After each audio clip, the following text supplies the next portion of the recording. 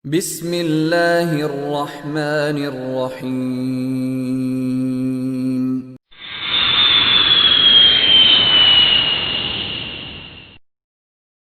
Bagaimana kita tahu kalau doi jodoh kita?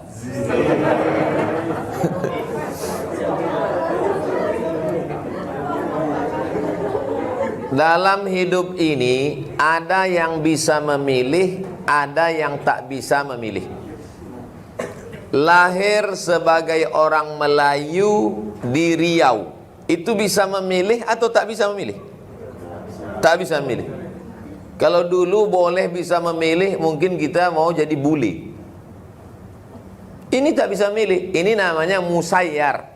Musayyar itu macam wayang yang dimainkan oleh dalang. Belok ke kiri, belok ke kanan, tak bisa milih.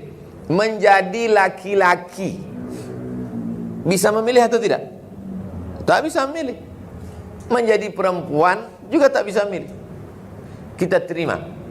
Tapi nikah dengan si A atau dengan si B, bisa tak milih? Bisa milih. Datang ke pengajian atau tak datang, minum khamar atau minum kopi, itu bisa memilih. Oleh sebab itu Allah kasih mata, Allah kasih telinga, Allah kasih kudrat, Allah kasih iradat, Allah kasih al-kasbu wal ikhtiar. Jadi kalau ada nanti orang mengatakan tak ada takdir itu, Qadariyah, ahli bid'ah, Mu'tazilah. Kalau ada mengatakan semuanya terserah pada takdir, kita tak ada punya ikhtiar, Jabariyah, ahli bid'ah. Kita ahlu sunnah wal jamaah ada ikhtiar. Sudah diikhtiarkan, sudah diusahakan, tak terelakkan juga, qadarallah. Jadi ke masalah ini tak usah terlalu banyak berteori. Ma khaba man istakhara wa ma nadima man istasyara. Tak sia-sia orang yang istikharah, dan tak akan menyesal orang yang mau minta pendapat orang lain.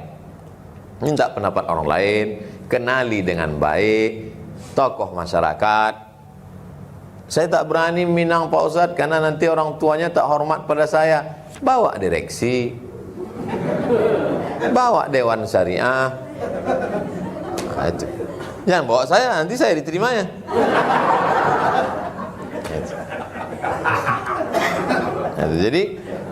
Nah, jadi tak usah terlalu banyak berteori. Tak usah pacaran lama-lama. Adik-adik yang laki-laki ini tanya aja sama dia, bagaimana tipe suami ideal yang baik menurut kamu? Nah, kalau dijawabnya asal bukan macam kau gitu, nah udah usah cari-cari lagi. Jadi tak usah terlalu banyak berteori-teori. Bagaimana kalau kita mengetahui suatu ujian itu ujian bagi kita atau hukuman atas perbuatan kita? Sakit kita, apakah sakit itu menghapus dosa, atau sakit itu mengangkat derajat, atau sakit itu ujian iman? Dari mana kita tahu? Waktu dicek dokter awal bros, lalu dikasih tahunya, Pak, sakit bapak ini jantung, jenisnya level B. Jantung level B itu apa? Menghapus dosa. Mana dia tahu? Sakit itu ada 3. Pertama, menghapus dosa. Kedua, mengangkat derajat. Ketiga, ujian iman. Yang tahu itu hanya kita dengan Allah. Kalau saya sakit, saya husnuzon, dosa saya diampunkan Allah, derajat saya dinaikkan Allah, dan itu ujian iman bagi saya. Jadi tak ada yang tahu. Kita pun tak bisa menjudge orang. Pak Ustadz, si Anu sakit. Iyalah, banyak kali dosa dia itu. Waktu mengatakan dia banyak dosa itu, kita udah berdosa. Oleh sebab itu kita selalu husnuzon pada Allah. Kalau kita sakit, ma yusibul mu'min min nasabin wala wasabin wala saqamin wala syaukin yastakuha. Duri menusuk tapak kaki pun ada dosa yang diampunkan Allah. Dan ada pahala yang lebih besar daripada jihad, lebih besar daripada mati syahid. Apa itu? Itulah dia sabar. Jadi kalau sabar, kita menerima ujian yang diberikan Allah itu, innama yuwaffas sabiruna ajrahum bighairi hisab. Ada pula jenis manusia ditanya oleh Allah, Allah tuh kalau bertanya bukan dia tak tahu, dia mau ngasih tahu pada yang tak tahu. Malaikat, coba kau cek amal si fulan. Kata malaikat, dia sudah diletakkan di surga VVIP. Cukup tak amal dia? Kurang ya Allah. Uji dia, kalau lulus naikkan. Jadi ada kalanya kita diuji itu bukan tuh hapus dosa, tapi karena letak kita di surga tinggi, amal kurang. Cara mencukupkannya dengan ujian itu. Nah, jadi makanya kita husnuzon. Jadi kalau ditanya orang, kok kenapa sering betul sakit? Aku sudah masuk surga VVIP. Cuman amalku kurang. Maka kata Allah, itu maka diujinya. Jangan kita, kau kenapa sering sakit? Itulah aku banyak betul dosaku. Kok ngaku? Ngaku sama Allah, jangan sama orang. Tidak semua orang senang menengok kita susah. Tidak semua orang ikut susah menengok kita senang. Tak semua orang ikut susah menengok kita susah. Mau tak mau, suka tak suka, sebagian besar orang ikut senang menengok kita susah. Oleh sebab itu, jangan mengaku susah. Kau aku tengok sering sakit. Iya, aku banyak dosa. Itulah, kau banyak dosa kan? Jangan gitu. Kau kenapa sering sakit? Aku sudah dijamin masuk surga kelas VVIP. Dekat sama Nabi itu jarak 2 kapling lah. Cuman amalku kurang. Gitu cara jawabnya nanti.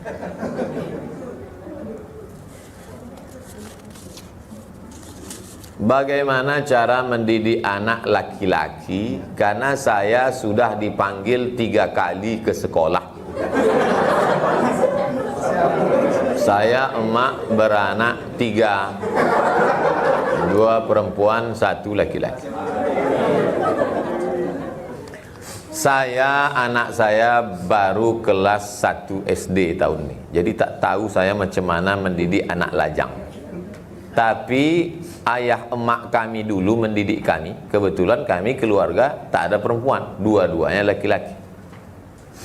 Tinggal di Pekanbaru nih, orang tua di Pelelawan.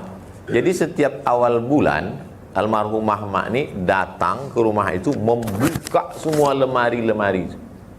Kalau ada surat-surat cewek apa segala, waktu itu kan belum ada email, masih surat yang dimasukkan ke botol dilanjutkan ke Sungai Siak. Diceknya itu dibaca. Asal dia sudah balik mengantar duit belanja, pecahlah botol-botol minyak wangi. Kenapa mak pecah? Kusangka itu minuman khamar gitu. Itu minyak wangi mak. Jadi pernah ditanya adik saya, mak kalau aku main biliar gimana mak? Apa kata dia? Kalau berani kalian main biliar, naik aku ke meja biliar. Coba. Jadi kami tak berani. 2 aja gendangnya aku dengan kalian nih. Kalian mati atau aku mati dulu. Jadi kami dididik dengan keras. Sekolah pun gitu juga. Kau kalau mau berbini, ku kasih sawit. Tapi kalau mau sekolah, kemanapun ku antarkan.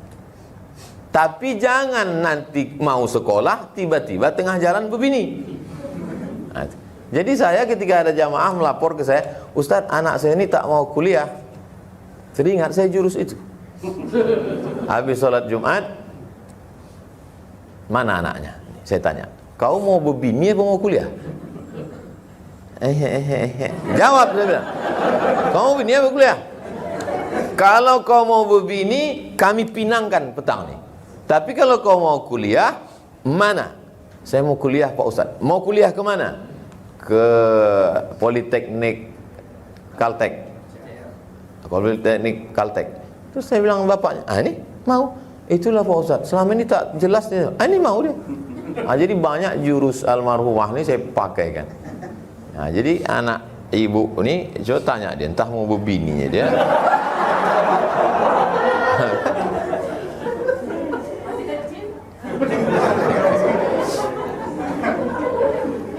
Jadi ibu selama masih mau mengamuk, masih mau merepet, anak itu selamat insya Allah. Tapi kalau sudah capek, letih merepet, alamat kapal akan tenggelam. Saya bawalah almarhumah emak ini ke hotel di depan Masjid Raya Medan. Depan Masjid Raya Medan itu ada hotel. Nginap kami di situ, Hotel Madani.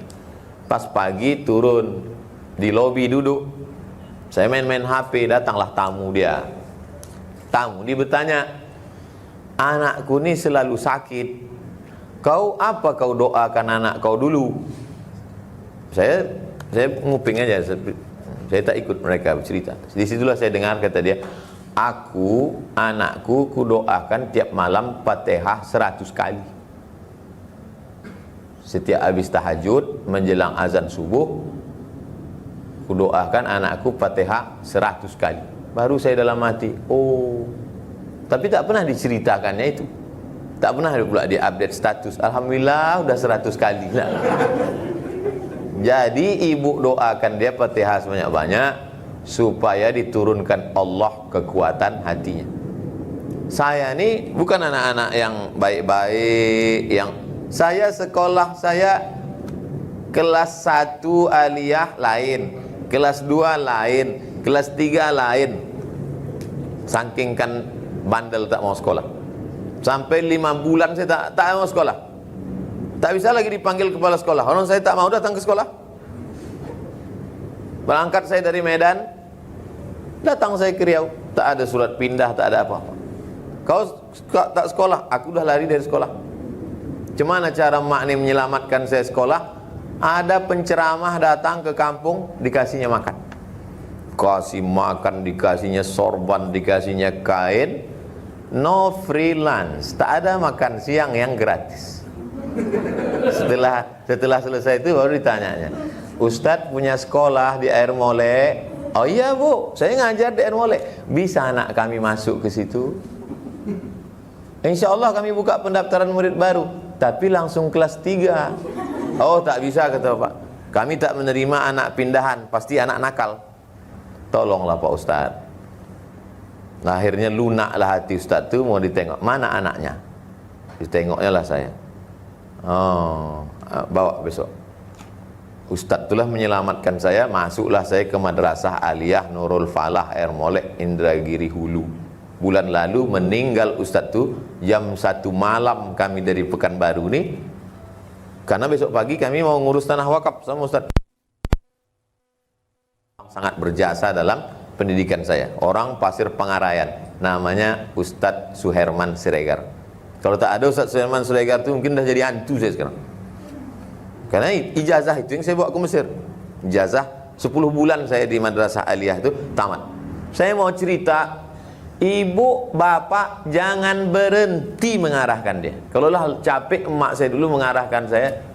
Oleh sebab itu ketika kita capek, habislah masa depan. Jangan pernah capek, jangan pernah lelah. Mana yang lebih utama, menunggu imam sholat berjamaah atau segera sholat saja? Kenapa imam ini lambat datang?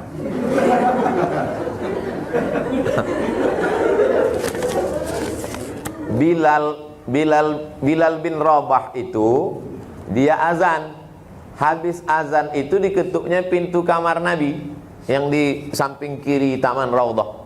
Assalamualaikum ya Rasulullah, sudah boleh iqamat ya Rasulullah. Lalu kata Nabi, aqimis shalah, qomatlah Bilal. Barulah Bilal qomat. Jadi qomat itu karena disuruh oleh imam. Imam menyuruh qomat, baru qomat. Sekarang di beberapa masjid itu yang menyuruh qomat bukan imam, ibu-ibu belakang tuh ya, qomat. Banyak di beberapa masjid itu ibu-ibu itu berkuasa. Jadi untuk win-win solution, jalan tengah, maka dibelilah jam yang berbunyi.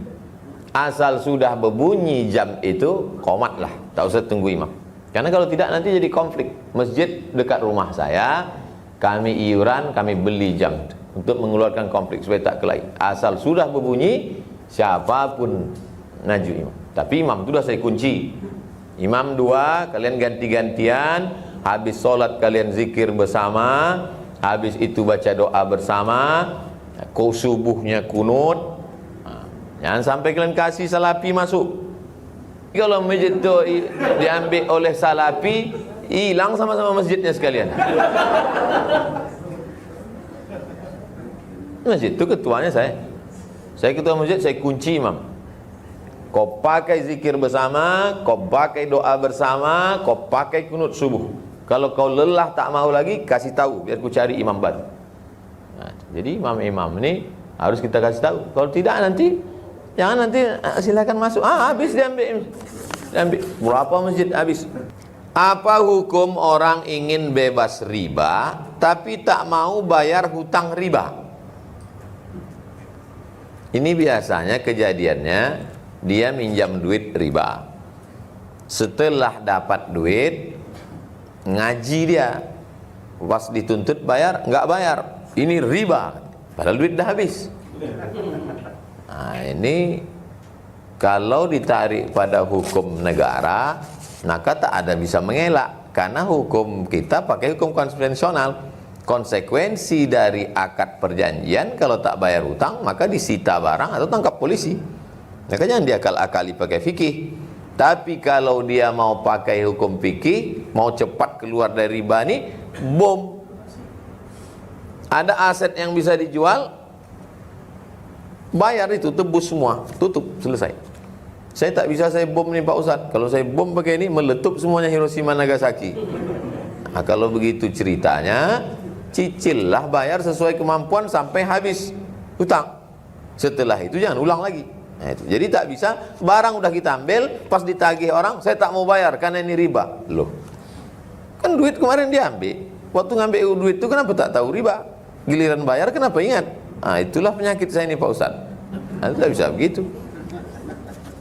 Ada konsekuensinya, ada hak, ada tanggung jawab.